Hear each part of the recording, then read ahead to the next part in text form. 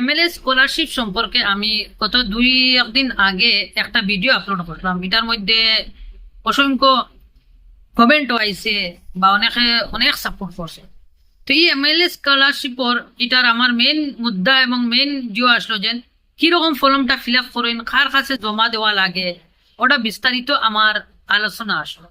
তো অনেকে এটার মধ্যে অনেক ধরনের মন্তব্য করছেন। সে কইছেন কিছু জায়গাত বন্ধ হয়ে গেছে, সে কইছেন আরো কিছু জায়গাত বন্ধ হয়ে গেছে। তো যার ফলে গতকাল করিমগঞ্জ কলেজের ছাত্ররা 6 জুলাই করিমগঞ্জ কলেজের ছাত্ররা ডিসি অফিসে তারা যোগাযোগ করছেন এবং স্মারকলিপি একটা জমা দিছেন যে এই এমএলএ স্কলারশিপটা আদৌ কিতা বন্ধ কিনা না, মানে ওইটাই সময়। তখন ডিসির তরফ থেকে ওটা জানানো হয়েছে যে এটা বন্ধ, তবে এটা আবার কলেজ থেকে স্টুডেন্টরা শিল সিগনেচার নিতরা এই যে অনেকের মধ্যে বিভ্রান্তি এটা সৃষ্টি হয়ে গেছে।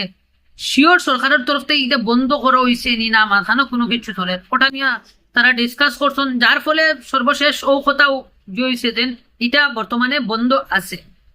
যদি পরবর্তী সময়ে সরকারের তরফ থেকে কোনো স্কিম দেওয়া হয়, কোনো বার হয়, তাইলে নোটিফিকেশন জারি করা হইব, সবাইরে জানাইয়া দেওয়া হইব কতটুকু হইল। তো বর্তমানে এটা ডিসি স্যারে এটা জানাইয়া দিছেন যে বর্তমানে এটা বন্ধ আছে, এটা চালু নাই।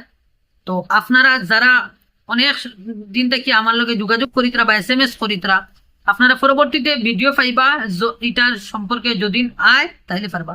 কারণ আমার এই আগের ভিডিওটা ওটাও আসলো যে অনেকে আমার লগে যোগাযোগ করতাম ফর্ম ফিল আপ কিলা করবা বা, কারণ সাধারণত জুন জুলাই মানে এই এমএলএ স্কলারশিপের স্কিমটা আয় এবং কি স্টুডেন্টটাও পায়। ওটার লাগি ওটার উপরে ভিত্তি করি ফর্ম কিলা ফিল আপ করেন আর কার উপরে কার কাছে নিয়ে জমা দেন, ওটাও আমার মেইন টপিকটা আসলো।